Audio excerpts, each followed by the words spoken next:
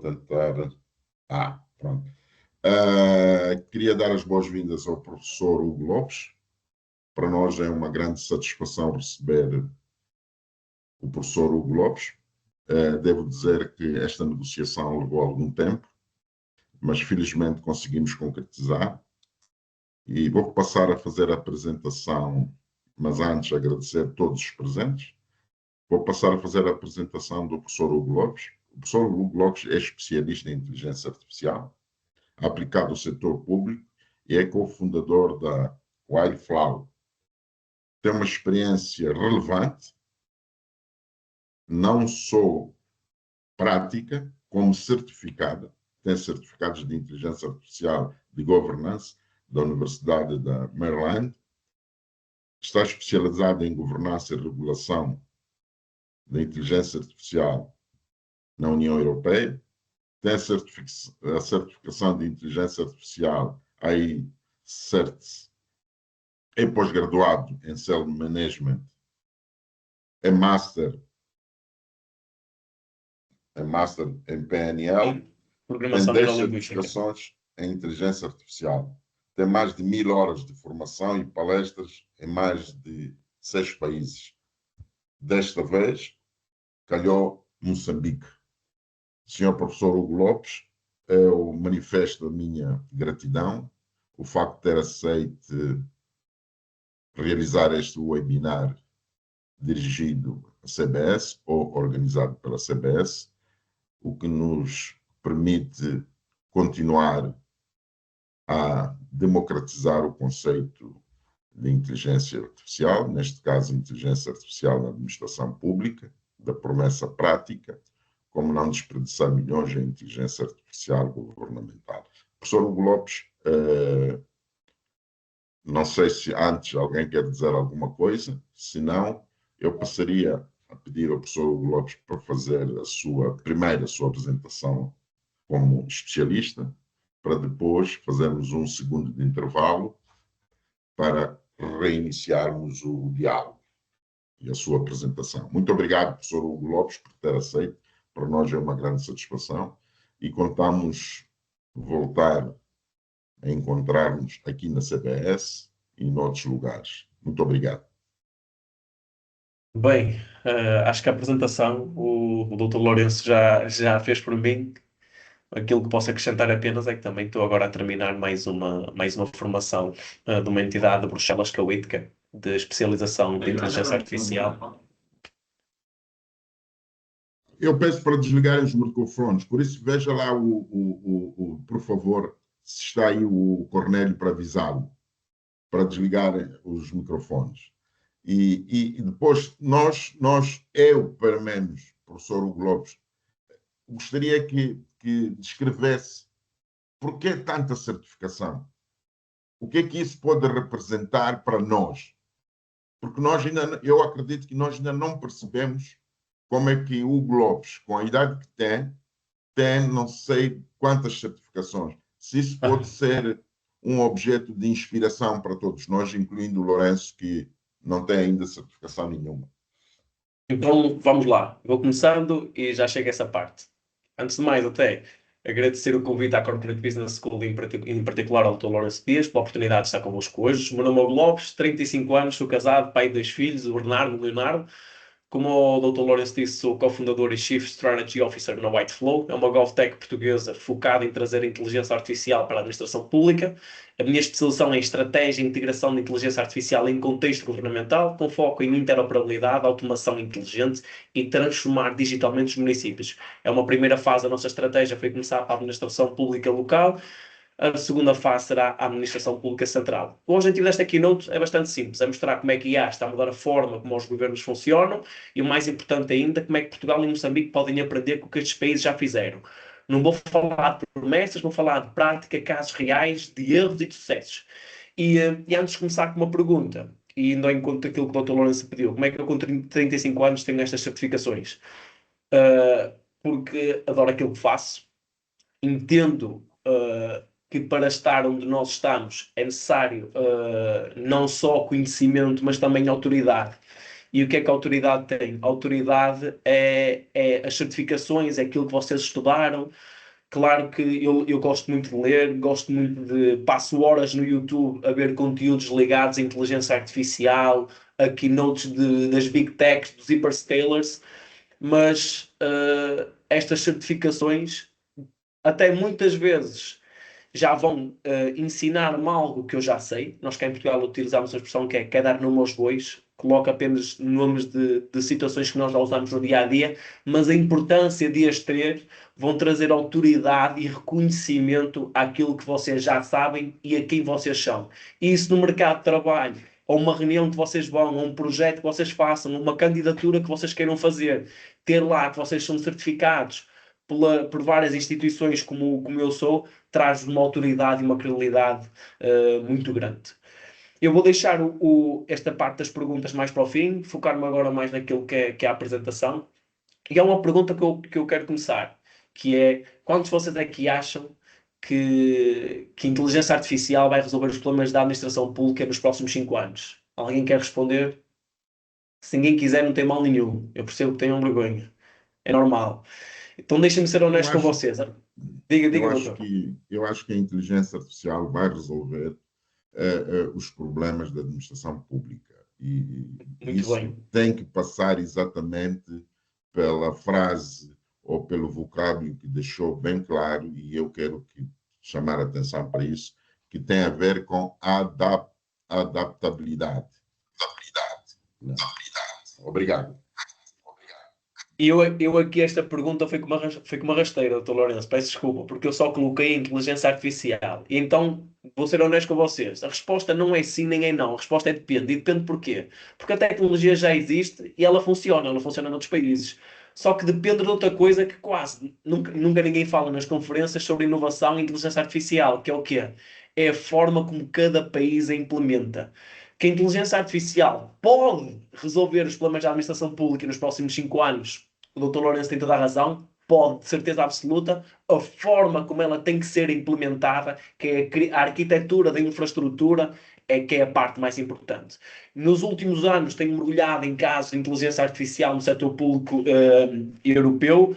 Há uma particularidade na Europa muito grande. A Europa tem, neste momento, o número 1 e o número 2 a nível mundial do uso de ferramentas de inteligência artificial e de digitalização, ok?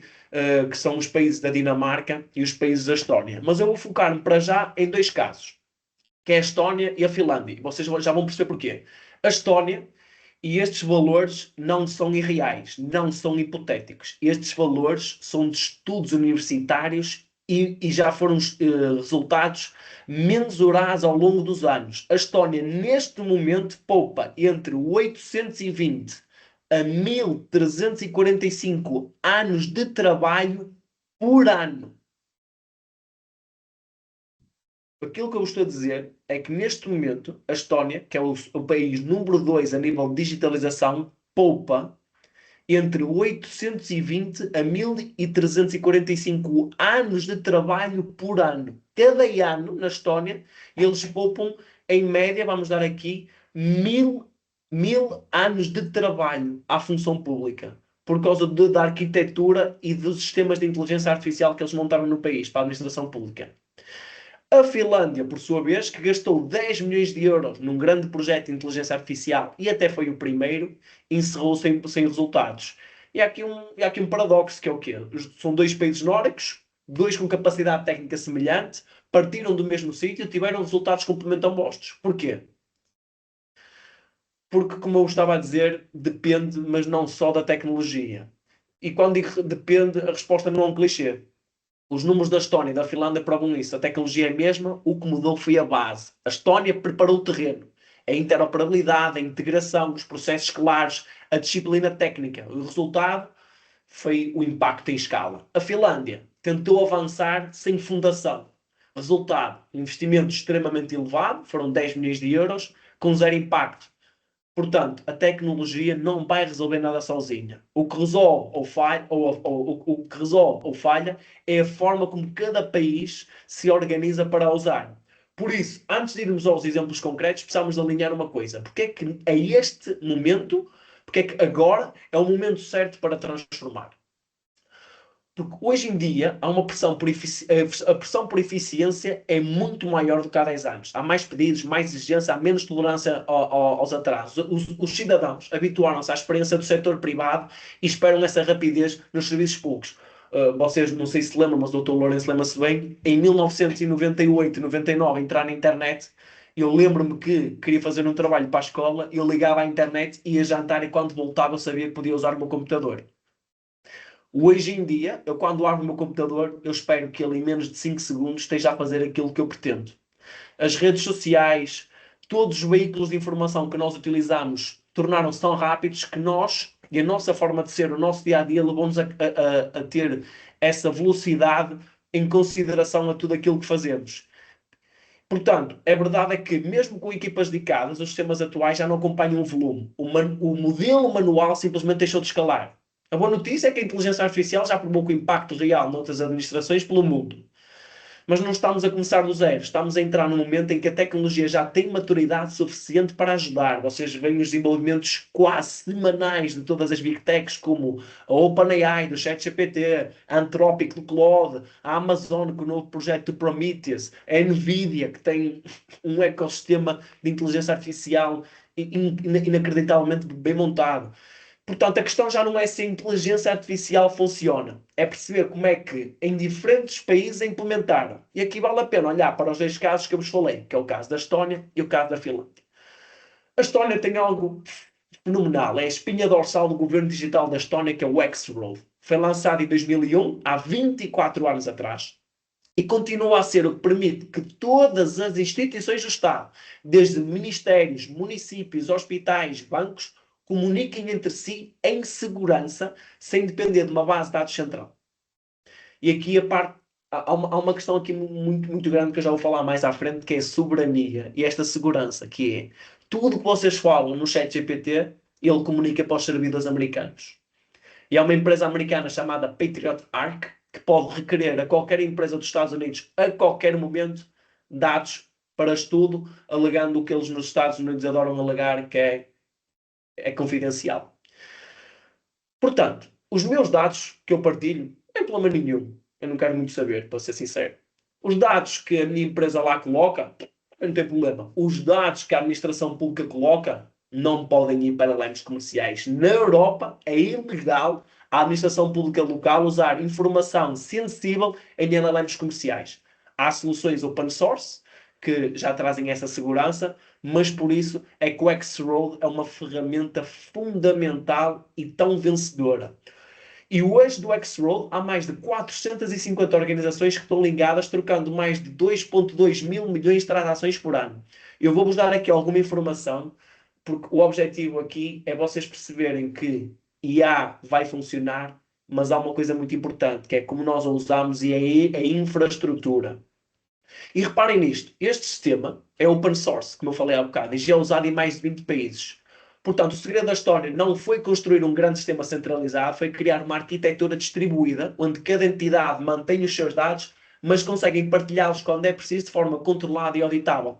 E é esta a interoperabilidade que permite que a inteligência artificial funcione na função pública. Deixa eu avançar aqui, estou a precisar do rato, pensei que ia passar aqui no teclado. Portanto, nós começámos a perceber o impacto real da digitalização. Nos impostos, por exemplo, enquanto nos Estados Unidos um cidadão demora em média 11 horas a submeter o IRS, mais uma vez, todos os dados que eu estou a dar são de estudos certificados, não são dados hipotéticos. Na Estónia, por incrível que possa parecer, fazer o IRS demora apenas 3 a 5 minutos. Eu não sei qual é o tempo que demora em Moçambique, em Portugal, e desculpem a expressão, demora muito, muito, muito tempo. É horrível fazer o IRS em Portugal. Na Estónia, entre 3 a 5 minutos vocês têm o IRS feito. Na polícia, as consultas de dados que demoravam 20 minutos por rádio demoram agora 2 segundos apenas. É inacreditável a estrutura da Estónia. Abrir uma empresa, onde em Portugal eu posso dizer que demora alguns meses, apesar de haver uma coisa que se chama empresa na hora, isso é tudo menos na hora, cá em Portugal. Mas na Estónia demora entre 15 a 18 minutos apenas a ter toda a documentação e uma gestão feita remotamente a 100%. Tudo isto representa uma poupança estimada só para vocês terem noção, de 2% do PIB. São cerca de 600 milhões de euros anuais que são devolvidos à economia por causa do uso e da excelente implementação destas ferramentas. Depois de criar esta base digital, a Estónia aí sim começou a integrar a inteligência artificial de forma muito pragmática. Um primeiro caso foi a detecção de fraude fiscal. Um segundo caso foi o chatbot nacional, o Burocrat, que até é reconhecido na Unesco como um dos 100 projetos de inteligência artificial mais relevantes do mundo. E o terceiro foi o e-Residence, que permite criar uma empresa sem sequer estar a viver na Estónia. E hoje em dia, na Estónia, mais de 100 mil empresas, ou melhor, mais de 100 mil e-residents, são 27 mil empresas criadas e 200 milhões de euros em receitas para o Estado. Tudo isto feito com inteligência artificial a servir o cidadão. E agora aqui um contraste.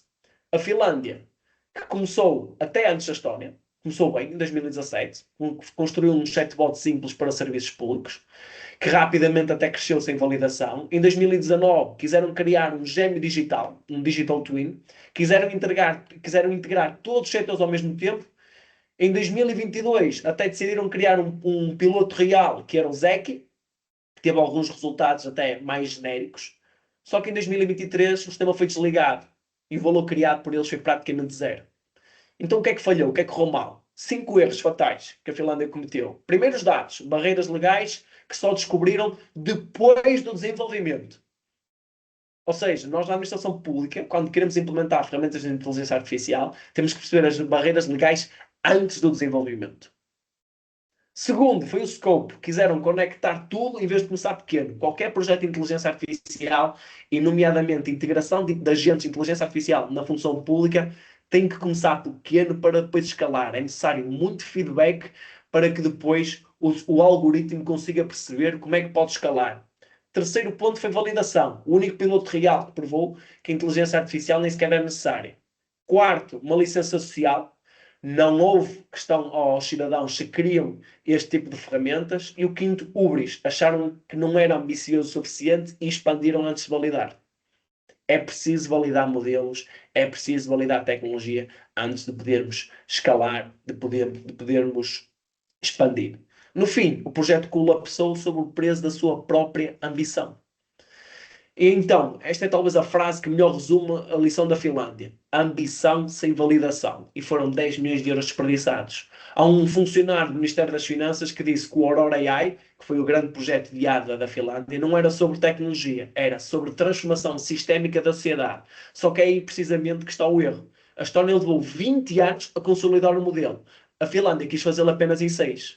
Portanto, o segredo aqui não é sonhar pequeno, é validar passo a passo, começar de forma pequena para depois irmos grande. Nós temos que ter um sonho muito grande, mas o objetivo primeiro é validar passo a passo. Porque quando olhamos para países como a Estónia, como a Finlândia, percebemos que não é tecnologia que decide o resultado. São ideias erradas com que começamos. E há aqui as 3 maiores, a que eu chamo os 3 mitos, que são, e é importante quebrar aqui estes mitos, que é, há sempre aquele mito do basta implementar a ferramenta que tudo se resolve. Eu, no LinkedIn, na rede social X, eu vejo imensos gurus a prometer agentes e resultados em apenas um mês. E aqui um pouco da minha especialização, pá, normalmente não é verdade. Porque não basta implementar a ferramenta. O algoritmo tem que perceber a forma de trabalhar das pessoas. Tem que ter feedback, tem que ter aquilo que é o reinforcement learning. Porque sem isso, o algoritmo tem uma atitude lata e não vai funcionar, não vai conseguir ser específico. Portanto, eu costumo dizer, quando dizem basta implementar a ferramenta que tu resolve, eu digo claro que não. Isso é que era bom. Porque 70% dos projetos falham não só por causa da tecnologia, mas por resistência organizacional. É cultural e é humano. E isso é o que é mais preciso entender quando falamos de inteligência artificial. Depois é que vai substituir os funcionários. E aqui não é de todo verdade. A IA não vai substituir decisões, ela amplifica competências. IA, eu utilizo ferramentas de inteligência artificial internamente. Nós temos ferramentas mais a nível de programação, onde nós temos resultados mensuráveis de potenciar os nossos colaboradores entre 8 a 10 vezes com essas ferramentas. Eu não substituo ninguém, muito pelo contrário. Se eu sei que um colaborador meu está a ser potenciado, vocês acham que eu tenho maior necessidade de despedir ou de contratar ainda mais gente? contratar. Eu tenho necessidade de contratar ainda mais gente. Porque se eu sei que consigo potenciar os meus colaboradores com estas ferramentas, tudo que eu quero é aumentar. E se quero aumentar, eu contrato mais pessoas, não vou despedir ninguém. E a inteligência artificial está aqui para amplificar competências. Ela dá contexto, dá rapidez, liberta tempo para o que realmente importa, que é o contacto humano e é o trabalho qualificado. E há um terceiro mito, que é isto é só para países ricos. E a Estónia é de todos o maior contra-exemplo. Porquê? Quando começou era um país pobre, recém saído de um bloco soviético. A Estónia em 91 teve a Guerra do Golfo, onde o país estava completamente destruído. Estou a falar isto há 34 anos atrás, apenas. Com muito menos recursos que até um país como Portugal, muito mais pequeno, muito menos habitantes. A Estónia, se não estou em erro, tem 1.200.000 habitantes apenas. 1.200.000 habitantes. E hoje em dia é o número 2 a nível mundial. Portanto, o ponto de partida não é o dinheiro, é a visão. E estes 3 mitos são os que mais atrasam a transformação. Se não os montarmos primeiro, qualquer investimento poderá ser tempo perdido. Aqui vou falar mais rapidamente só o mito 1 e dar os exemplos dos mitos, sobre que basta implementar a ferramenta que tudo funciona, e vocês têm o caso do Aurora, do governo finlandês, que quiseram começar com um chatbot simples para os serviços públicos, razoável, a visão expandiu, quiseram criar mais gêmeos digitais para integrar com o setor público e privado, e o terceiro setor, tudo ao mesmo tempo, o scope cresceu tão rápido do que a capacidade de executar. E o que aconteceu? Não funcionou. E eu aqui até vos queria deixar uma pergunta que até é mais uma reflexão do que uma resposta imediata, que é: o que é que teríamos de mudar nos processos de hoje, na forma como decidimos, na própria cultura interna, para que quando estas tecnologias chegarem a vocês, já não encontre tanta resistência, mas encontre mais terreno preparado? É uma reflexão que vocês devem fazer. O que é que nós teríamos que mudar hoje nos processos, na forma como decidimos, na cultura interna, para que quando ferramentas de inteligência artificial chegarem a vocês, encontrem menos resistência e mais terreno preparado? Outro exemplo do mito 2, temos o caso na Estónia, a digitalização que poupa, como falei há bocado, entre 820 a 1300, 1300 anos de trabalho por ano. Estamos a falar que é o trabalho de milhares de pessoas, mas o número de funcionários não caiu. O que mudou foi o tipo de trabalho. Um exemplo concreto. A região central da Dinamarca automatizou processos. Temos que reduzir quantidades. Peço desculpa, pensei que ia fazer uma pergunta. A região central da Dinamarca automatizou processos na farmácia hospitalar. Antes havia 1 milhão de teclas digitais por ano. Depois da automação, são 40 mil teclas. Há uma redução de 50 vezes. Portanto, a IA está aqui para amplificar competências humanas, sem substituir decisões políticas ou julgamento profissional. Na Estónia, o sistema de detecção de fraude fiscal tem 97% de precisão. Mas quem decide se há fraude é um auditor humano, sempre. É obrigatório, na Europa, haver sempre validação. Chama-se Human Oversight, e todas as ações que os agentes fazem têm que haver sempre validação humana. E eu aqui até vos vou trazer uma história, que se calhar quem se vai lembrar melhor é o Dr. Lourenço. Foi depois de perder contra o supercomputador, o Deep Blue, o grande mestre russo de xadrez, o Garry Kasparov, criou um novo torneio que era chamado Freestyle Class, que ele depois chamou o Chess Centauro. E ele tinha uma ideia simples: era um humano e uma máquina jogavam em equipa contra outro humano e outra máquina. E o resultado é fascinante. O que é que ele reparou? Que quem ganhava os torneios não era quem tinha o melhor nível de xadrez, mas aqueles que comunicavam melhor com a máquina, ou seja, aqueles que criavam melhor equipa com a máquina. E este resultado traz-me uma ideia excelente, que as pessoas acham muito que vão ser substituídas, e eu digo: aprendam a trabalhar em equipa. A inteligência artificial não faz nada sozinha, em equipa pode fazer muito com vocês e por vocês. E aliás, como falei há bocado, do European AI Act é muito claro: todos os sistemas têm que ter sempre um ser humano no circuito de decisão. O terceiro mito, que é algo que até irrita de certa forma, porque há factos que comprovam o contrário, é o facto da Estónia, que começou a sua transformação digital em 2001 apenas, há 24 anos atrás. O país teve uma guerra em 91, em 2001 começou a sua transformação. estavam a sair de uma União Soviética com uma economia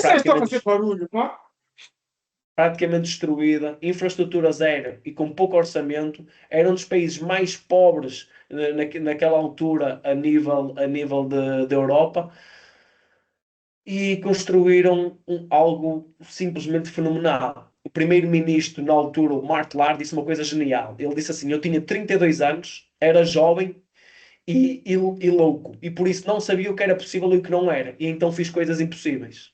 A pobreza forçou a criatividade e funcionou. Darmos agora aqui só mais alguns dados do país número 1, por exemplo, que é a Dinamarca, que é o país número 1 segundo o relatório, o índice da OCDE. Tem sistemas como o MIT-ID, Sistema de Identificação Digital, com 96% de adoção por parte da população. Estamos a falar em 90 milhões de transações mensais. Tem o Digital Post e tem o RPA Healthcare de automação hospitalar, que devolve 50 mil horas de trabalho por ano. Neste momento, o segredo da Dinamarca é definitivamente a consistência e a confiança. Temos também aqui a prova de confiança, temos aqui na situação da Dinamarca, temos também a Suécia como penetração, e claro que quanto maior a confiança, maior a adoção, e esta é talvez a variável mais subestimada em qualquer estratégia de IA no setor público. A Suécia mostra que a inteligência artificial não precisa ser centralizada para ter impacto. 9 em cada 10 municípios têm iniciativas de inteligência artificial. Há mais de 1000 projetos mapeados em todo o país.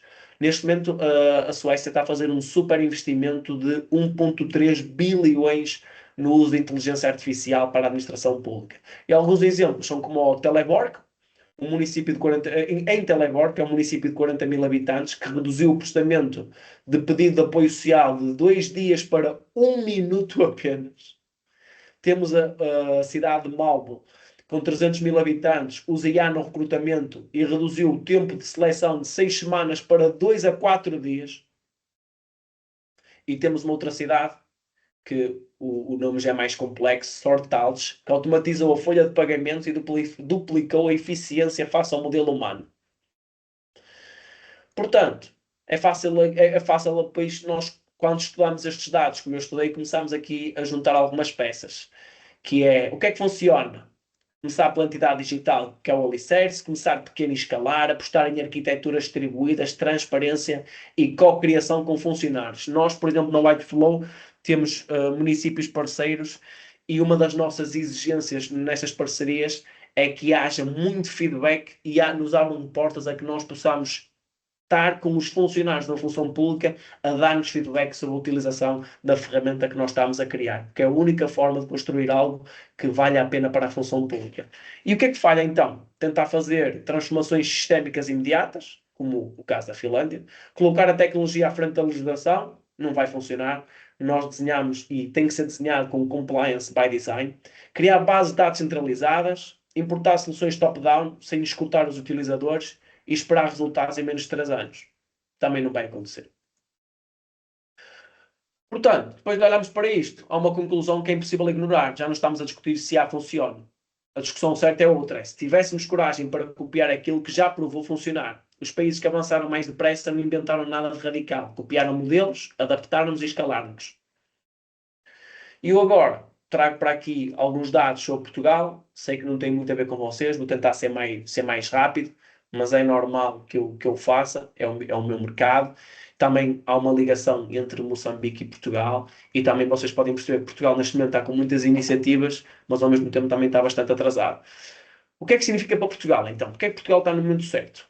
E Portugal tem sido muito procurado neste momento por causa de Sines, o investimento da Microsoft de 10 bilhões, tem vários cabos marítimos, e talvez Portugal esteja no momento certo, tem que agora ter políticas que ajudem a que esse momento certo ganhe velocidade. Ao contrário de pensarmos, Portugal tem hoje uma das infraestruturas até digitais mais completas da Europa. Em Sines tem 3 cabos, tem 2, tem um ligado ao continente africano, um ligado ao continente ao continente da América do Sul, mais até ao Brasil diretamente, e vem agora o terceiro cabo, que é o RMS, em 2026, que vai ligar Portugal aos Estados Unidos. Portugal já tem chave móvel digital, cartão de cidadão universal, tem o Portugal operacional e agora até vai lançar uma carteira para empresas, que é o primeiro país da Europa a lançar a carteira digital para empresas. E o que é que acontece aqui também? É que em janeiro já deste ano, nós lançamos, ou melhor, Portugal lançou o primeiro assistente de inteligência artificial na Europa, integrado no gov.pt. Só no primeiro mês teve mais de 18 mil, quase 18 mil conversas, houve 62% de questões resolvidas sem intervenção humana. Isto trouxe uma poupança de mais de 1000 horas de trabalho e bastante satisfação. É um sistema que funciona 24 horas por dia, 7 dias por semana, e Portugal, por acaso, tem sido bastante vanguardista a este nível. Contudo, e antes de falarmos do que está a mudar, é importante olharmos para um problema real que também é em Portugal, que é, são desperdiçados neste momento cerca de 10 mil milhões, são 10 bilhões de euros por ano em burocracia.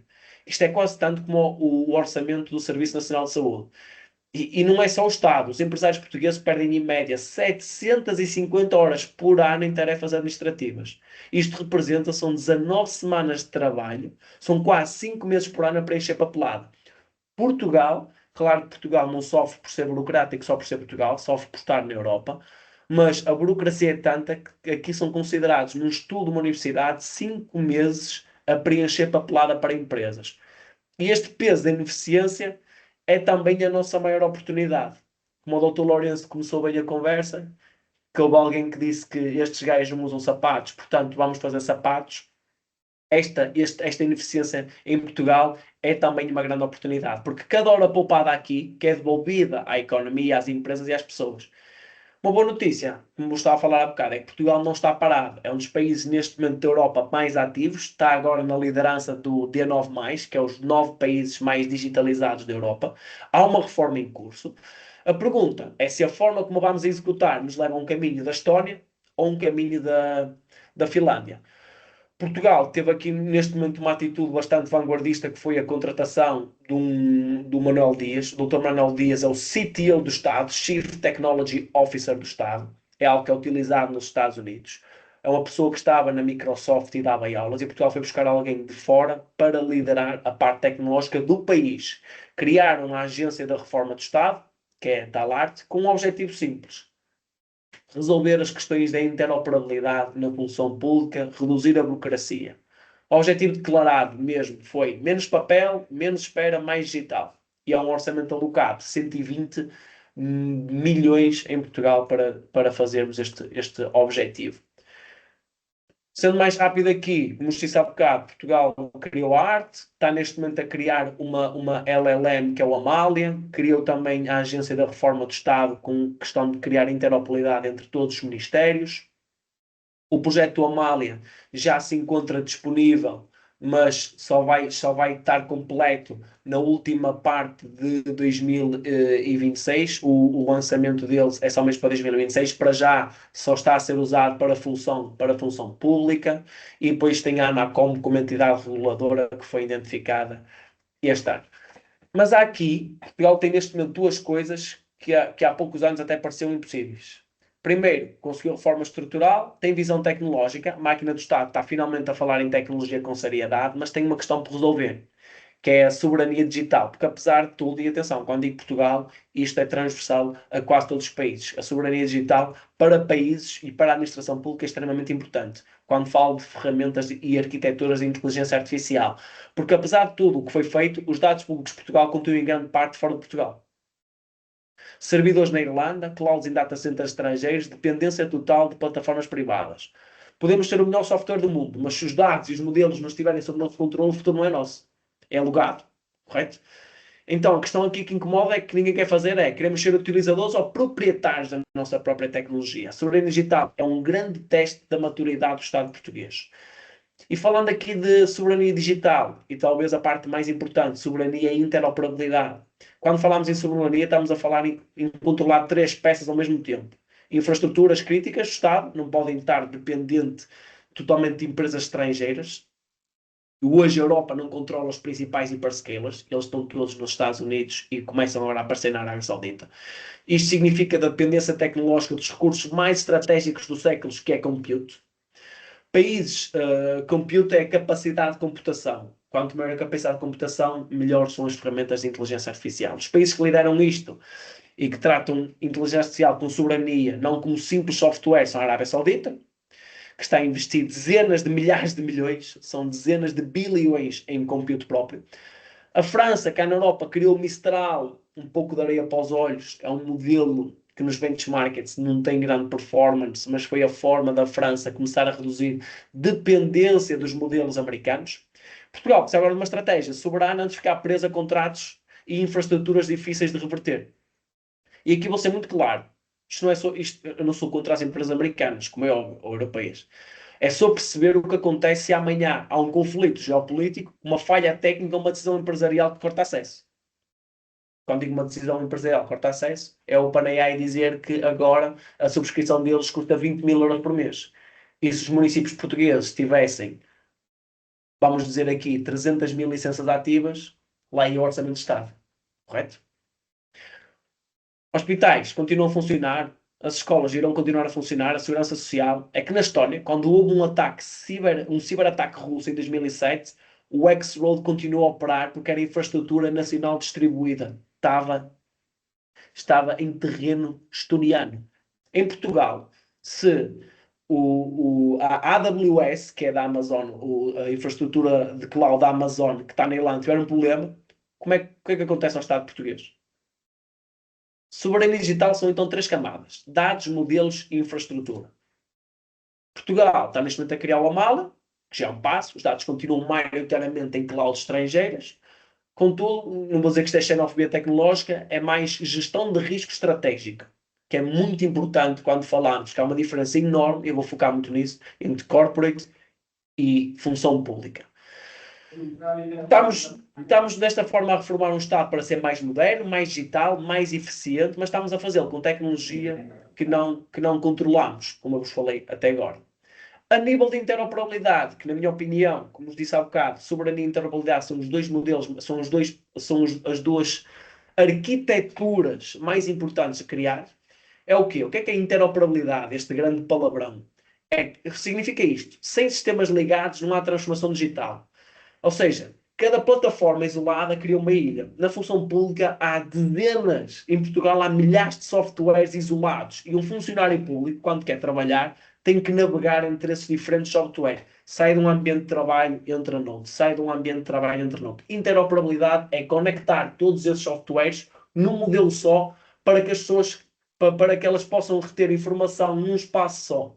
Isso é criar interoperabilidade. E interoperabilidade com IA é então a beleza, que é uma grande dificuldade, é o que nós na Whiteflow estamos neste momento a resolver, mas é a beleza da função pública, é resolver esta questão da interoperabilidade com o uso de inteligência artificial. Mas o que é certo é que sem ela, há técnicos que perdem horas por semana em tarefas duplicadas, porque os sistemas não trocam dados entre si. Para a IA funcionar com previsão, precisa de ver o filme completo. Ela só se tiver acesso aos dados é que consegue dar respostas. Os agentes autónomos só conseguem operar bem quando têm acesso a toda a informação e aos workflows dos departamentos, e para isso precisa de acesso a essas ferramentas. Quando conseguirmos esta comunicação entre sistemas, reduzimos erros, aumentamos a capacidade de resposta e abrimos espaço para a automação séria.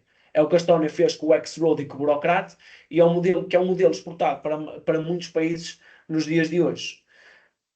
Se olharmos então para fora, vemos que a Estónia tratou a interoperabilidade como infraestrutura nacional, com o X-Road, open source a ligar todo o Estado. A Dinamarca apostou em sistemas nacionais com dados em território próprio, o que simplifica muito a governação tecnológica, e a França, como vos disse há bocado, criou o Ministal. Portugal está a dar os primeiros passos com iniciativas como o Amália, mas temos que perceber que há uma reflexão que faço de certa forma com vocês, que é: se não pensarmos em soberania digital agora, corremos o risco de ter um Estado mais eficiente, mas controlado, de certa forma, por algoritmos estrangeiros. Fará isso sentido a longo prazo? Na minha opinião, não faz de todo. Então, o que falta é simples, só que ao mesmo tempo é exigente. O que falta é uma estratégia clara sobre a minha tecnológica. Falta um investimento sério em soluções nacionais, falta um plano concreto de redução à dependência externa. Soberania digital. Porque Portugal pode ser eficiente, apesar de ser pequeno, e soberano ao mesmo tempo. Portanto, 4 decisões que Portugal tem que tomar, não em 2030, mas agora. para desenhar esta reforma. E quando falo em Portugal, vocês podem adaptar, como é óbvio, à vossa realidade. Primeira decisão, onde é que ficam os dados públicos? Segunda decisão, é a Amália, que é a inteligência artificial que que Portugal está a criar, suficiente? E porquê é que eu digo que é suficiente? Porque Portugal só investiu 5 milhões. A Mistral, que é a inteligência artificial da França, foram investidos 109 mil milhões, não chega a bater os benchmarks do ChatGPT ou do Claude ou até dos modelos chineses como o DeepSeek e o Kimi Q2. Portanto, Portugal quis investir apenas 5 milhões. Está certo ou está errado? Não há uma resposta certa. Portugal, se calhar, deve olhar para a inteligência artificial portuguesa, que é o Amália, e adaptá-la, se calhar, só à função pública, em vez de querer utilizá-la para todos os portugueses. Porque com 5 milhões de investimento, como devem imaginar, ela não tem compêndio suficiente para dar resposta a que nós estamos habituados às ferramentas de inteligência artificial. Uma terceira decisão é a gestão de fornecedores críticos. Quando os fornecedores é demasiado dependente. A NATO tem um princípio simples, no single point of failure. Redundância é o mais importante que eficiência a curto prazo. Portugal usa Microsoft, Google, Amazon, mas tem que ter um plano B, porque se algum deles cortar acesso, o que é que acontece? Quarta decisão, talento. Se não pagarmos a técnicos portugueses, vamos estar sempre a importar. E o que é que acontece? Quando digo importar vamos estar a pagar a pessoas de fora para vir fazer o trabalho cá. E as pessoas gostam de voltar aos seus países.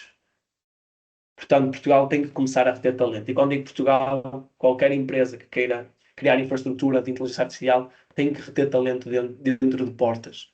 Portanto, a janela para decidir é agora, não é em 2030, quando já tudo estiver construído. Vejamos então os números. A União Europeia está a investir cerca de 200 mil milhões em inteligência artificial. Os Estados Unidos colocaram 500 mil milhões só no Project Stargate. A França comprometeu-se com 109 mil milhões, já é bastante audaz. Portugal anunciou 120 milhões, que até parece pequeno, para a reforma do Estado, só que só adjudicou 5 milhões na criação da ferramenta de inteligência artificial. Há um consórcio, tudo bem, para a criação de infraestrutura. Houve o investimento da Microsoft, mas mesmo assim continua a não ser o suficiente. Devemos pensar mais estrategicamente do que querer competir quando somos um país tão pequeno. Portanto, que o mundo não vai esperar de certeza por ninguém. 84% dos decisores públicos globais dizem que a IA vai acelerar mais rápido no setor governamental do que em qualquer outro. E isto não é um dado português, isto é um dado mundial. 84% dos decisores públicos globais dizem que a inteligência artificial vai acelerar mais rápido no setor governamental do que em qualquer outro. Portugal, na minha opinião, tem aqui uma janela de 24 a 6 meses para se posicionar ou para ser seguidor. A janela está aberta, mas não vai ficar aberta para sempre. Quem agir agora de líder, quem esperar vai comprar tecnologia feita por outros. Sempre foi assim. Cada mês de atraso é dinheiro desperdiçado, são milhões de ineficiências que devemos evitar. E o que é que temos a nosso favor? Temos clima, qualidade de vida que atrai talento, temos infraestrutura já montada, temos universidades de excelência, temos sido muito referenciados, temos uma posição geográfica estratégica perfeita, como é o caso de Sines. O momento é agora. Agora são precisas boas decisões políticas para isto acontecer. Contudo, ainda há 4 grandes obstáculos que os projetos públicos de inteligência artificial não podem ignorar. A nível mundial, em qualquer país. Primeiro, os culturais, como falei há bocado. A frase mais cara da administração pública é: sempre fizemos assim. Esta é a frase mais cara. 7 em cada 10 projetos falham, sabem porquê? Por resistência das pessoas. A mudança é muitas vezes mais emocional que técnica. Segundo, legais, RGPD, transparência, responsabilidade. Terceiro, éticos, viés algoritmos, justiça, equidade, porque a inteligência artificial replica padrões históricos, por isso o humano tem de estar sempre atento nas decisões sensíveis. E quarto, são os técnicos. Integrar sistemas antigos é como tentar ligar um Tesla a um posto de gasolina garbage in ou garbage out. Limpar dados leva anos, não meses. Ou seja, estes são os obstáculos que nos travam hoje, a todos, mas também são um mapa do que é que precisamos resolver para chegar onde queremos. Se nós sabemos o que é que são os obstáculos, sabemos o que é que temos que resolver para chegar onde queremos. E quando resolvemos estes 4 pontos, a vida do cidadão muda por completo. E qual é que é a minha visão até 2030? Hoje, mudar uma morada é quase uma maratona administrativa. Temos de avisar finanças, segurança social, saúde, junta, freguesia, câmaras, instituições de água, luz e gás. São quase 20 entidades, horas, dias e papéis. Em 2030, a realidade, na minha opinião, tem que ser outra. E vai ser outra. A visão é simples. O cidadão atualiza a morada uma única vez numa plataforma e o sistema notifica automaticamente todas as entidades. Interoperabilidade. E é confirmado em minutos. É um processo automático, transparente e rápido. E sabem o que mais? Isto já acontece na história. Eu só estou a pedir que nos outros países, que falo do meu, claro, Portugal, aconteça até em 2030. Mas isto que eu vos acabei de escrever, que parecia utópico, já acontece na Estónia. Portanto, isto não é uma utopia. Olhamos agora para o ponto de vista do funcionário da administração pública, onde hoje em dia 60% do tempo dele é gasto em tarefas repetitivas, entradas de data, triagem e arquivo. Apenas 40% é de atendimento direto ao cidadão. Devia ser ao contrário. Até 2030 nós temos que inverter isto. 10% será supervisionado por inteligência artificial, de tarefas. 90% será para o que realmente importa. Atender pessoas, resolver casos complexos, apoiar idosos. O mesmo trabalho, mas com tarefas mais humanas. E o resultado, maior satisfação profissional, melhores serviços públicos. Mais uma vez, isto já acontece na Dinamarca, no Healthcare RPA. Não estou aqui a pedir algo que não existe. Isto é algo que já acontece noutros países. A nível municipal, temos pedidos de licenciamento, eu estou a falar de agora, que aumentam todos os anos, o orçamento não aumenta, não há margem para contratar mais pessoas, há filas, há atraso, há frustração, mas há outro caminho, com a inteligência artificial. 60% a 70% dos licenciamentos simples podem ser pré-validados automaticamente. Os técnicos podem focar nos casos mais complexos. E onde é que isto já acontece? Em Barcelona, onde um acerto com inteligência artificial subiu de 50% para 85% em poucos anos, no departamento de urbanismo. A questão aqui, então, já não é se a administração pública vai usar ferramentas de inteligência artificial, infraestrutura de inteligência artificial, é como. Portanto, existem dois caminhos. Temos o modelo da Estónia e temos o modelo da Finlândia. Como é óbvio, o objetivo é que iremos para o modelo da Estónia. A diferença já não está na tecnologia, como vos disse desde o início da apresentação, que está na abordagem. É a mentalidade que vai definir se o projeto dura ou se morre numa simples ideia, num PowerPoint. Então a pergunta deixa de ser se vamos usar IA e passa a ser aqui usamos, como é que a vamos usar de forma soberana, interoperável e útil para os técnicos. E foi aqui que nós, na Whiteflow, criámos a DOM, que é um Workspace Agentic que é de agentes, que estamos a construir específico e só para a administração pública e somos neste momento a única empresa do sul da Europa com esta tecnologia. Temos sido muito requisitados, tanto pelo governo português como por municípios, porque a nossa tecnologia, nós conseguimos resolver a questão da interoperabilidade municipal e foi daí essa adesão. Vou tentar ser aqui o mais simples possível. A nossa ferramenta chama-se DOM. O que é que ela é? A DOM é um Workspace Agentic que tivemos a desenvolver. Ela já está pronta. Continuamos permanentemente a desenvolvê-la. Ela foi pensada de raiz para o contexto da administração pública. Num primeiro bloco, é um Workspace de inteligência artificial interoperável que se integra em softwares que os municípios já usam. Portanto, nós não viemos para substituir ninguém. Nós viemos potenciar os outros softwares. Sejam eles de finanças, de urbanismo ou de atendimento, e atua como uma camada inteligente por cima. Depois temos a parte dos agentes especializados, que leem, executam tarefas, fazem triagem de pedidos, elaboram rascunhos, pesquisam regulamentos, executam tarefas repetitivas com o contexto certo.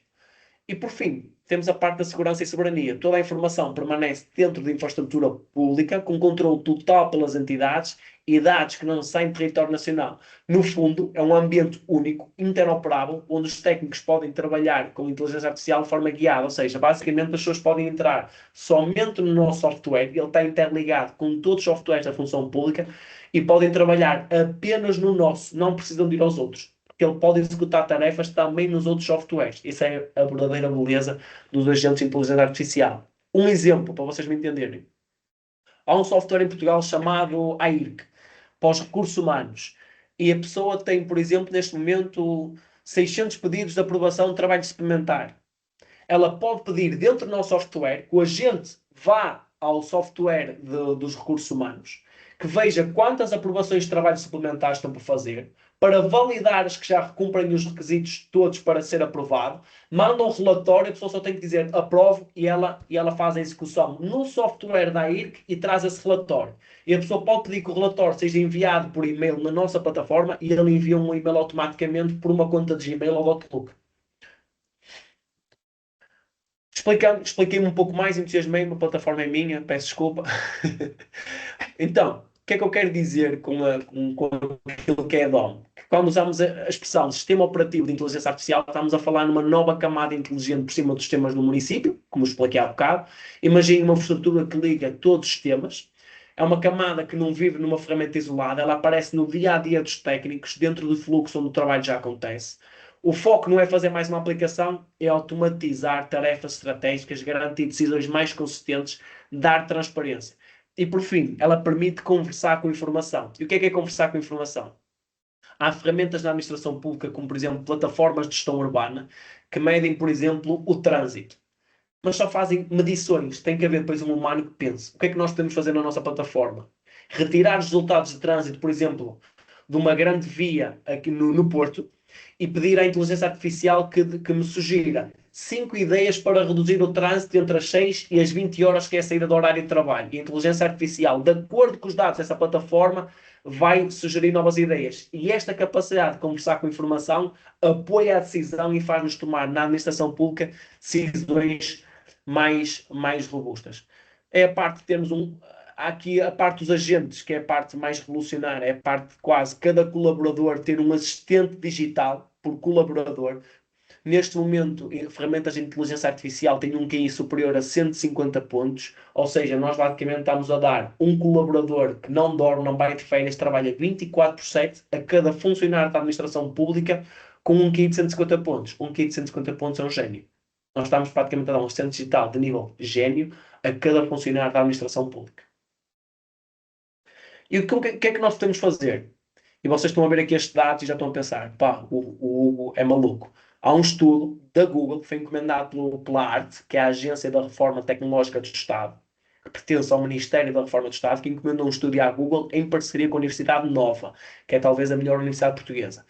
E estes são dados desse estudo, não foram dados que eu inventei. Porque, então, quando eu digo que quero duplicar a força de trabalho, não é contratar o dobro de pessoas, é libertar tempo equivalente a ter o dobro da equipa. Hoje, em Portugal, estima-se que o potencial económico de perda está em 1,2 mil milhões por ano, por falta de automação inteligente da administração pública. E cada funcionário pode recuperar, em média, até 11 dias de trabalho por semana. Eu sei que uma semana só tem 5 dias de trabalho, 2 é para libertar. Mas aquilo que a inteligência artificial pode trazer à função pública pode ser o equivalente a ter mais 11 dias de trabalho. Significa que pode haver o trabalho de 16 dias em apenas 5. E isto é inacreditável. E o mais interessante é que cerca de 70% deste potencial está concentrado em 5 áreas muito conhecidas por todos: tratamento de casos, finanças, governação, direito e inspeção. Portanto, isto não é uma teoria. É um problema muito concreto de tempo e dinheiro que estamos a deixar ficar em cima da mesa. E aqui então, faz um ponto de partida que falar de IA não é falar de IA por modo, é melhorar 3 coisas muito concretas na função pública: eficiência, sistemas a falar uns com os outros e qualidade de vida nos cidadãos. E quando falo em eficiência, não falo em despedir pessoas, é sobre tirar peso administrativo para que os técnicos possam focar-se em casos mais difíceis. A interoperabilidade, que é uma palavra complexa, mas com um significado simples, deixar de ter ilhas de informação em que cada departamento trabalha no seu mundo. E o mais importante de tudo isto é pensar para que técnicos municipais, não contra eles. Portanto, nós aqui na DOM olhamos para a IA como apoio para potenciar e não como ameaça. Antes então de fecharmos, quero abrir aqui um pequeno espaço para perguntas. Algumas perguntas que queiram fazer, diretas, práticas, não pretendo alongar muito, estejam à vontade. Não sei se é possível, não sei se me está a ouvir. Estou a ouvir. Sim, sim. Deixa-me fazer a apresentação, professor Damasceno. Professor Hugo Lopes, primeiro queria agradecer a sua brilhante intervenção. Foi uma intervenção, aquilo que eu considero, em termos metodológicos, teórica e prática. Portanto, quero lhe dar os parabéns. Como sabe, para nós é sempre uma honra trazer especialistas nesta matéria para a CBS e para o mundo. Estamos a ser assistidos em todo o mundo, incluindo o México. Desde já queria convidar o professor catedrático Damasceno Dias, foi quem coordenou os primeiros cursos do INA sobre inteligência artificial, e para nós é uma honra tê-lo aqui. Eu sei que para ele tudo o que diz ou que diga respeito à administração pública e inteligência artificial, ele está sempre presente em todos os eventos. Então queria convidar o professor Dr. Damasceno Dias para nos dirigir algumas palavras. Muito obrigado. Muito obrigado, o prazer é meu. Cumprimentar o professor Hugo e dar os parabéns pela excelente exposição que fez. Aliás, o professor Lourenço teve a ocasião de me fazer a breve apresentação. Eu estou a acompanhar, e efetivamente sou o coordenador de uma pós-graduação que existe na administração pública, que junta 6 universidades das mais prestigiadas em Portugal, Técnico, Nova, a Faculdade de Economia de Porto, a do ISCTE, e, portanto, neste momento estamos na 10ª edição, ou seja, tem havido uma grande procura e tem, de certa maneira, uma dimensão, e é uma dimensão que o professor Hugo também falou aqui, ou seja, não encaramos a inteligência artificial apenas e só como ciências da computação, mas tudo o resto que rodeia o IA, ou seja, desde a cultura, desde a liderança, desde a mudança, portanto, e há um bocado, há um viés na forma como as pessoas olham para essa questão da inteligência artificial. E o objetivo disto é, junto da administração pública, abrir as mentes no sentido de pensarem que é um elemento facilitador. O professor Hugo teve aí, de facto, as evidências que eu achei interessantes. A inteligência artificial não vai nunca substituir a mente humana. Vai, sim, aumentar as capacidades e reorientar, se quiser, para novas competências. Há bocado dizia que pode libertar, aliás, estudos feitos também ao nível europeu apontam para um decréscimo dos postos de trabalho atuais em cerca de 30%, mas isso não quer dizer que as pessoas vão para o desemprego. É preciso Exatamente. recriar e criar novas qualificações para efetivamente dar resposta. Exatamente, professor. E até podemos aqui alargar este debate, que é, professor, hoje em dia os municípios vão precisar ter novos postos de trabalho que hoje ainda não têm. Ou seja, com a quantidade de dados que ferramentas de inteligência artificial trazem, em breve nos municípios serão precisos um analista de dados, uma pessoa responsável pelo departamento de inteligência artificial. Portanto, vai haver uma necessidade de contratação, poderá haver um redirecionamento dos postos de trabalho. Agora, eu, Hugo, não acredito que irá haver um despedimento, acho isso irreal. Porque uma empresa, quando quer crescer, não pode despedir. Ela tem que arranjar a forma de potenciar quem tem. Exatamente. Mas ainda bem que fala em municípios. O Sr. Lourenço ontem teve o prazer de me acompanhar numa entrevista que tivemos em Santiago do Cacém. Portanto, houve um presidente da Câmara, o novo, em que discutimos justamente a força que a inteligência artificial vai ter, nomeadamente naquela zona de Sines, Santiago de Cacém. Inclusivamente, temos um projeto de, tipo Silicon Valley para aquela zona do Alentejo. Portanto, foi pensado pelo professor Lourenço e por mim próprio, para quê? Para dar um bocado a ideia do que é, ou o que é que pode ser e o que é que pode facilitar a inteligência artificial.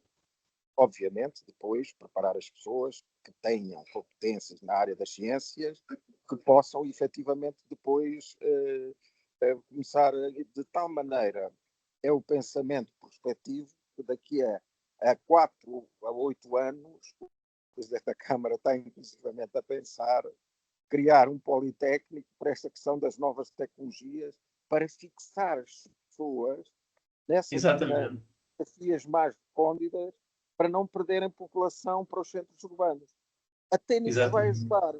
Até nisso, até na construção da habitação, provavelmente de um aeroporto naquela zona, porque se vamos ter um investimento da Microsoft, vai haver a necessidade de ter um aeroporto lá que leve as pessoas diretamente àquela zona, ou é o aumento do turismo, porque é o turismo tecnológico que é algo que está crescendo a nível mundial.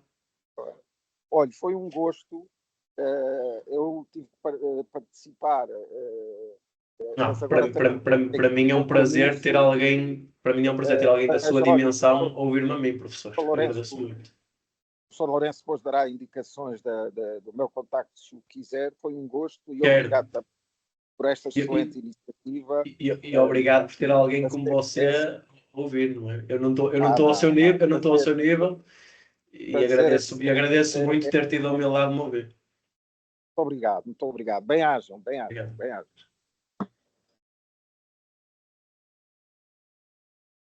Doutor Lourenço, não sei se alguém quer fazer alguma pergunta da apresentação, acho que consigo ver aí 2 mãos levantadas.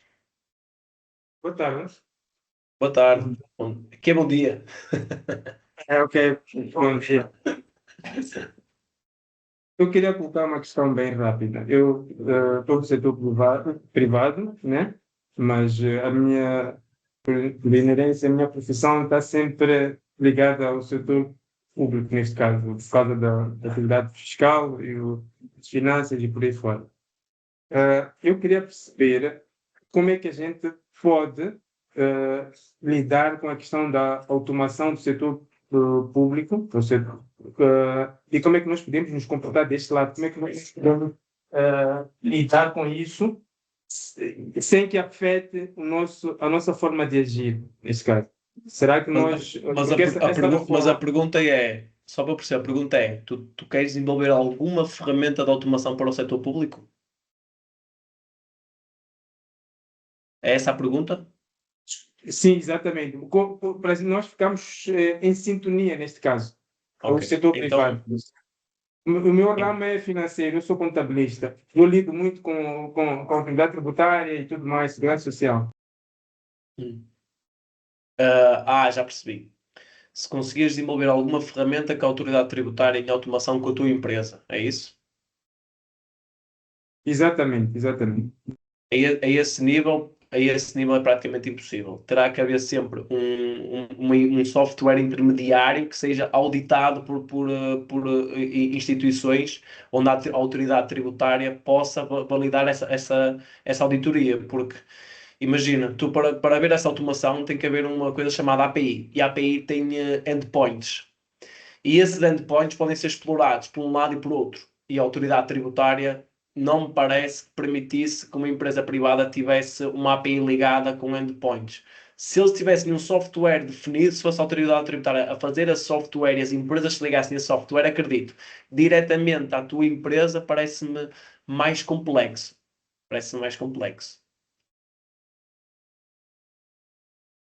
Obrigado. Boa tarde ou bom dia. Bom dia. Sim. Agradecer pela aula, doutor Hugo. Eu só queria colocar uma questão ou uma observação. Como é que o doutor Hugo vê nessa evolução dessas tecnologias no contexto? Eu falo a partir da África, e sou estudante finalista da CBS em gestão de projetos. Como é que olha, principalmente para a África, visto que a África, a maior parte da administração pública ainda usa um sistema medieval, como é que a inteligência artificial pode contribuir positivamente para a gestão, né, da administração pública da maior parte dos governos africanos, no contexto em que nós sabemos que o nível, digamos assim, escolaridade é incomparável com a Europa, Estados Unidos e outros países. Eu vou-vos dar a minha forma de pensar. Eu acho que é uma decisão. E o que é que eu me refiro com uma decisão? Imaginem que alguém como o Dr. Lourenço, que tem um nível de acesso já superior, tem uma reunião com um ministério e cria um software que vá ao encontro daquilo que tu me estavas a falar, de podermos começar a digitalizar, simplificar com softwares e ferramentas melhores. E essa decisão pode levar, porque esse investimento será privado, como é óbvio.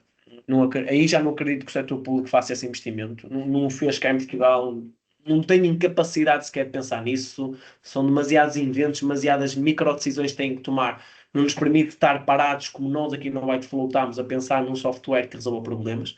Mas vejo alguém como o Dr. Lourenço, com alguém que ele queira desenvolver a software, a desenvolver um MVP, a apresentar isso ao Ministério e se calhar aí sim poderiam começar a olhar de outra forma.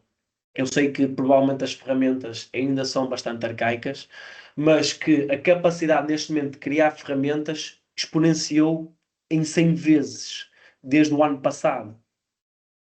Desde o ano passado, as ferramentas de inteligência artificial que foram criadas exponenciou até 100 vezes a criação de novos softwares, com as habilidades que existem hoje, que são os agentes de código, que permitem, basicamente, enquanto nós dormimos, eles continuam a escrever código por nós. É claro que nós temos que validar todas as linhas de código que eles fizeram, nomeadamente da administração pública, temos que depois validar, mas uma coisa é certa, os nossos devs aqui podem ir dormir e a gente fica a fazer código por eles. E o que é que eu quero dizer com isto?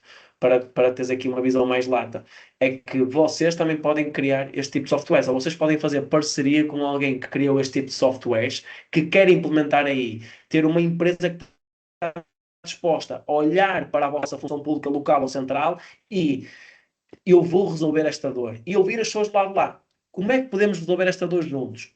Ouvir o Ministério da Administração Pública Local ou escolher um município da Administração Pública Local ou Central, sentar-se com ele, que dores é que há para resolver? E resolver dor a dor, quase personalizar o software naquele momento àquele município e começar a escalar lentamente. Porque uma dor que tu resolvas no município de uma cidade é a mesma dor essa mesma dor é praticamente 90% será uma dor que existirá noutro município. E quando resolveres 10 dores no município, é muito provável que haja muitos municípios do teu país que também tenham essa dor. E aí depois podes escalar o software. Então acho que é uma decisão. É uma decisão de vocês quererem dizer, que foi o que nós tomamos.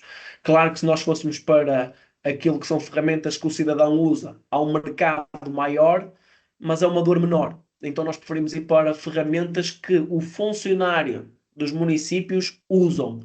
E é uma decisão que se calhar vocês podem também tomar. Obrigado. Mais alguém? Carlos Zeferino Manel, estou à sua espera.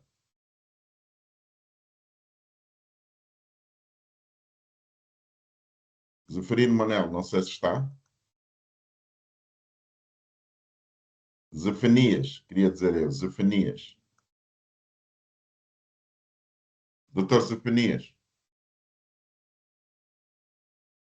tem o microfone desligado. Doutor Zefanias.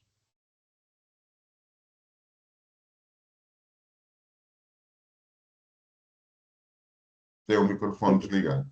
Vou aproveitar, Não sei se- tem o meu LinkedIn, ou o meu e-mail, se vocês quiserem adicionar-me e conversar comigo, 100% disponível para responder às vossas perguntas. Até se têm vergonha de interromper e falar aqui, podem contactar-me via LinkedIn, perfeitamente disponível para conversar com vocês. Professora Maria do Céu, temos ainda 5 minutos. Professora Maria do Céu. Apenas adorei esta aula, estou a nível zero e achei fundamental e fiquei muito apaixonada pelo tema. Portanto, só posso agradecer esta extraordinária apresentação e tão clara e com tanto poder de mudar a nossa Obrigadíssimo, vida. obrigadíssimo. Obrigada, muito obrigada. Obrigado, doutor. Não sei se o meu colega Adérito.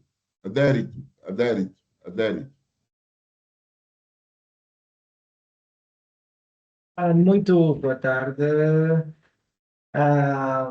Bom, em primeiro lugar, parabenizar o professor Hugo pela apresentação e também ao mesmo tempo pela exposição de um tema muito importante, interessante. Se calhar poderia havendo possibilidade de nas próximas vezes, por exemplo, temas como esses que podem ter um grande impacto, até porque estamos aqui a tratar da administração, pronto, que é um tema que é de grande interesse para pessoas, de modo particular, assim como para instituições. Eu acho que ganhar-se muito se das próximas vezes, ou havendo essa possibilidade de termos aqui algumas instituições, nem que seja no âmbito nacional, para poder ouvir esse conhecimento e daí criar relações prontos, sob perspectiva de poder se ver como é que essa administração pública ela pode ser melhorada a nível das instituições. Então, muito obrigado, professor Hugo, e também a todos os demais colegas que estiveram aqui na sala ao longo desta aula, que é muito a bem acrescentar no nosso intelectual. Obrigado, Adérito. Não sei se há mais alguém que queira fazer alguma pergunta.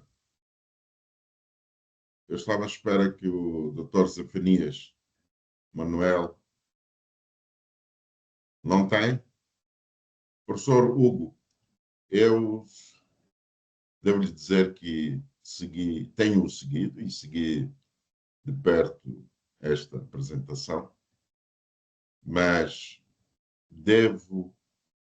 tenho uma preocupação infinitamente grande que tem a ver com aquilo que repetidas vezes foi dizendo com a falta de, digamos, se assim considerar, alguma falta de motivação para nós seguirmos este projeto de inteligência artificial.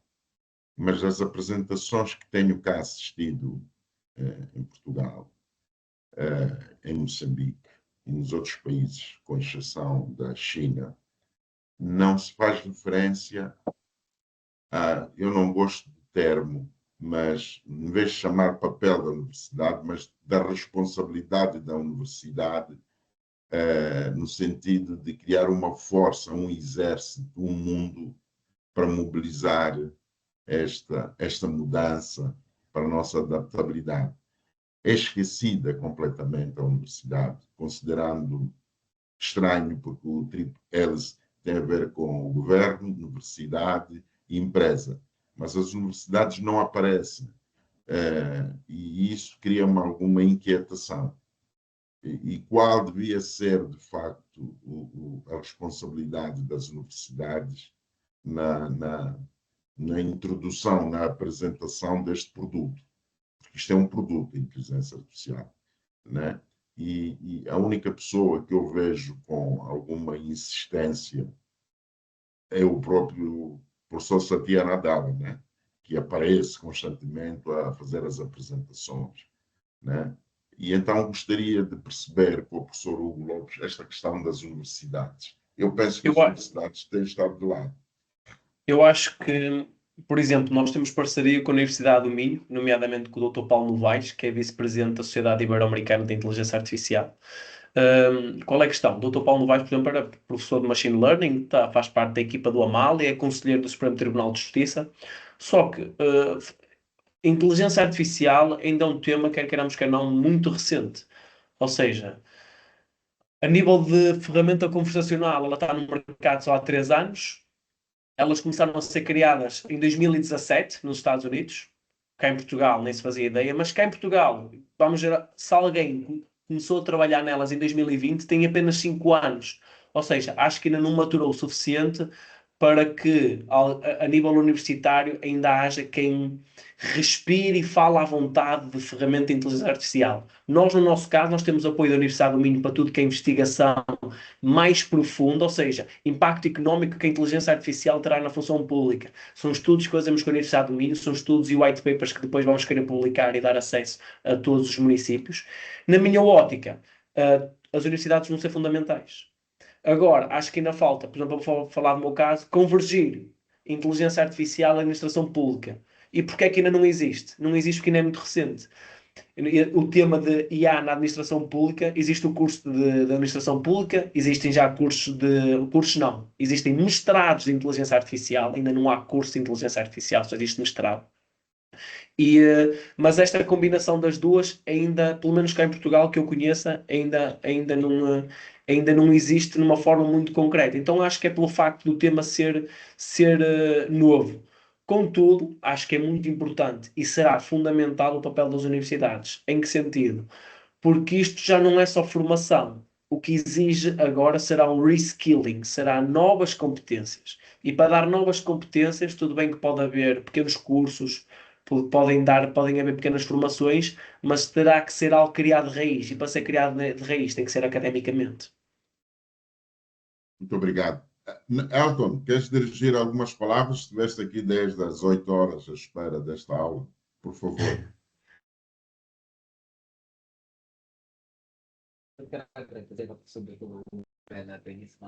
Não se está a ouvir, Elton. Não se está a ouvir. Só gostaria de agradecer a belíssima aula que o professor Dr. Rubio Lopes nos apresentou e dar meus parabéns. Show de bola. Muito obrigado, doutor. Muito obrigado. Obrigado. Não sei se haverá mais alguém. Zefanias diz que está com problemas de microfone, portanto não pode falar. Professor Helder, não sei se está.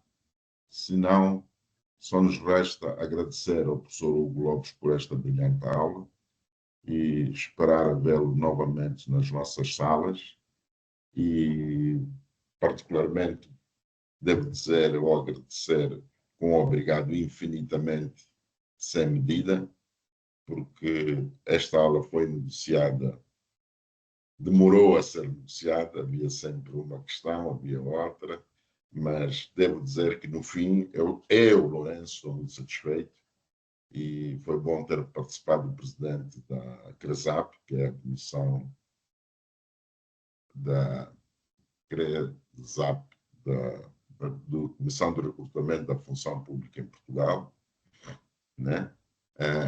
Isso também dá prestígio à nossa CBS. E, professor, não sei se mais alguma coisa quer acrescentar. Aires, já não sei se podemos ligar as máquinas para tirarmos uma fotografia a todos e agradecer a todos os presentes por terem aceito assistir a esta aula. Eu penso que vou mantendo o contacto com o professor Hugo Lopes. A nossa grande preocupação, já anunciei, o professor Hugo Lopes disse uma coisa bonita que eu tenho estado também a dizer, é que não há apresentação nenhuma a nível científico que a gente não comece com um slide de quadro legal. O que é que a lei nos autoriza a realizar? Isso é muito importante. E eu, logo a seguir ao quadro legal, eu costumo a dizer, e o que é que as universidades podem ajudar para complementar este quadro legal? Não sei se o senhor Zafania já tem o microfone pronto, se não, vamos fazer a fotografia. Não sei, Cornélio, gostou da aula? Cornélio é o nosso IT, portanto, ele é que comanda esta operação, esta logística para que isto aconteça. Sem o Cornélio não era possível a gente realizar isto. Mas ele está sempre ocupado, eu já lhe disse que vai perder tempo a estar ocupado. Cornélio, por favor. Boa tarde, boa tarde. Boa tarde, professor Hugo. Olá, Cornélio. Bom, sem fugir à regra, primeiro gostaria de parabenizar o professor pela belíssima apresentação. Foi uma aula em tanto e pronto. Acredito que todos que cá estivemos aprendemos muito com esta aula, afinal de contas é uma aula muito necessária para os dias que correm, não é? Perante a famosa globalização que tanto se fala, a evolução das tecnologias e pronto. Gostaria de aproveitar esta oportunidade também para, pronto, das próximas vezes, convidar a todos que foram convidados para esse evento, passa a expressão ou passa a redundância, para que partilhem para os seus próximos, não é? Para que dupliquemos, se calhar, o número de participantes aqui. Vi que tivemos mais de 28, acho que éramos por aí 29 ou 30 participantes. Então, das próximas sessões, agradecia ao receber a mensagem de convite para participar de uma sessão do género. Agradecer que todos estamos aqui, fizéssemos uma partilha para mais umas 10, partilhar para os nossos grupos do WhatsApp, para que multipliquemos esse conhecimento. Afinal de contas, é um conhecimento que é de bem para todos e é necessário para todos. E pronto. Queria aproveitar também reforçar, o professor Lourenço tinha pedido para ligarmos as câmaras para fazermos a foto de família. Queria reforçar a todos os participantes que cá se encontram para ligarmos as nossas câmeras e fazermos a fotografia de família antes de encerrarmos o evento. E pronto, bem-aja, professor Hugo, muito obrigado pela apresentação.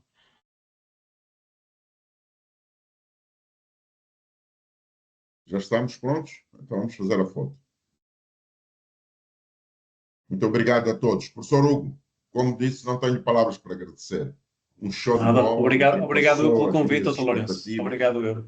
Ultrapassou as minhas expectativas, foi muito bom para todos nós.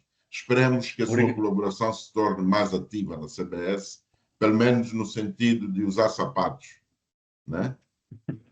Pelo menos nesse sentido, e desenhar algo, porque de facto o que nos disse, eu tenho dito aos colegas, o professor disse algo que está dentro de mim.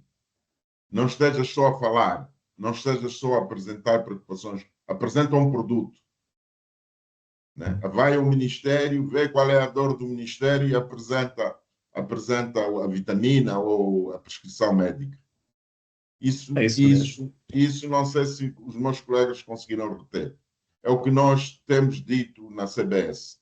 Eu posso partilhar com vocês, partilhar com vocês o caminho que fiz para chegar onde cheguei, sem problema nenhum. Isto não é nada técnico, foi exatamente o que eu fiz. Eu não tenho nenhum familiar na política, tenho 0 ligações políticas. E nós temos neste momento reunião com o Ministério da Reforma do Estado dia 17 de dezembro e temos um dos maiores municípios do país como parceiro.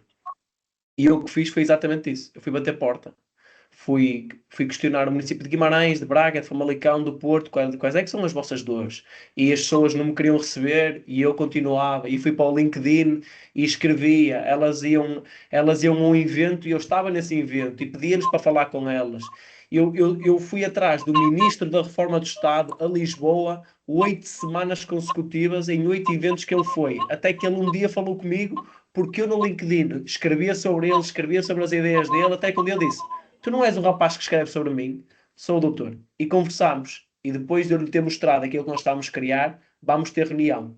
Mas isto, o que é que eu vos quero dizer? Eu fui atrás, não foi só uma ideia, nós tivemos uma ideia, contratámos uma equipa, construímos a ideia e fui atrás das pessoas que podiam fazer a nossa ideia acontecer.